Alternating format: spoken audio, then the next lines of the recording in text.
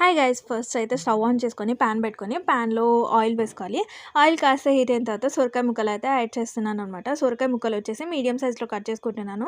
ఎందుకంటే కుక్ అయ్యే కొద్దీ ఇది చిన్నగా సైజ్ అవుతాయి కాబట్టి మీడియం సైజ్ కట్ చేస్తున్నాను. సో కుక్ అయ్యే కొద్దీ దీంట్లో నుంచి వాటర్ వస్తున్నాయి. ఇది వాటర్ వెజిటేబుల్ కాబట్టి, అండ్ ఇది కుక్ అవ్వడానికి కూడా ఎక్కువ టైం పట్టదు కాబట్టి ఇలా ఫ్రై చేస్తూనే ఇలా మిక్స్ చేసుకుంటూనే ఫ్రై చేసుకుంటున్నాను అనమాట. కుక్ అయిపోతుంది. సో ఆల్మోస్ట్ కుక్ అయిపోయింది కదా.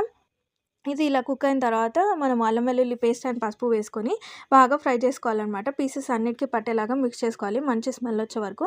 అండ్ ఇందులోకి కారం, ఉప్పు కూడా యాడ్ చేస్తున్నాను అనమాట.